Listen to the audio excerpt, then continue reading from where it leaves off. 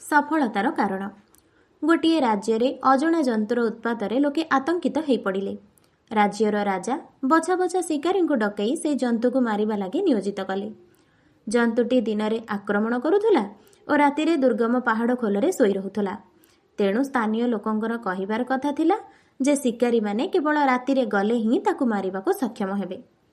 ବଛା ବଛା ଶିକାରୀମାନେ ସେହି କାମରେ ଗଲେ, କିନ୍ତୁ ସେମାନେ ବିଫଳ ହେଲେ। ରାଜା ବ୍ୟସ୍ତ ହୋଇ ସେମାନଙ୍କୁ ବିଫଳ ହେବାର କାରଣ ବାବଦରେ ପଚାରିଲେ।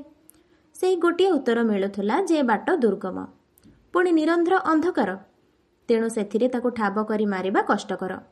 ଜନ୍ତୁଟି ଆଲୋକ ଦେଖିଲା ମାତ୍ରକେ ସକ୍ରିୟ ହୋଇଯାଉଛି ଓ ଲୁଚି ଯାଉଛି, ତେଣୁ ସାଙ୍ଗରେ ଆଲୋକ ନେଇ ଯିବା ବି ଅନୁଚିତ। ଏହି ସମୟରେ ଆସିଲା ଜଣେ ଯୁବ ଶିକାରୀ। ସେ ବି ବିଫଳ ହୋଇ ଆସିଥିଲା, କିନ୍ତୁ ତାର ବିଫଳତାର କାରଣ ଭାବେ ସେ ଯାହା କହିଲା ତାହା ଥିଲା ଅନ୍ୟମାନଙ୍କ ଠାରୁ ଭିନ୍ନ। ସେ କହିଲା, ଅନ୍ଧକାର ଭିତରେ ଦୁର୍ଗମ ବାଟରେ ଚାଲିବାର ସାମର୍ଥ୍ୟ ହାସଲ କରିବା ପରେ ମୋର ଯିବାଟା ଉଚିତ ହେଇଥାନ୍ତା। ମୋର ଦୁର୍ବଳତା କାରଣରୁ ମୁଁ ବିଫଳ ହେଇଛି। ଆଉ କିଛି ଦିନ ପରେ ମୁଁ ପୁଣି ଆସି ଚେଷ୍ଟା କରିବି।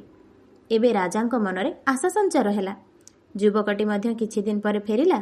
ଏବେ ସେ ଅନ୍ଧକାର ମଧ୍ୟରେ ଦୁର୍ଗମ ବାଟ ଚାଲିବାରେ ଦକ୍ଷ ହୋଇଥିଲା। ସାମାନ୍ୟ ଶବ୍ଦ ହେଲେ ଲକ୍ଷ୍ୟ ସାଧି ତାହା ଭେଦ କରିପାରୁଥିଲା।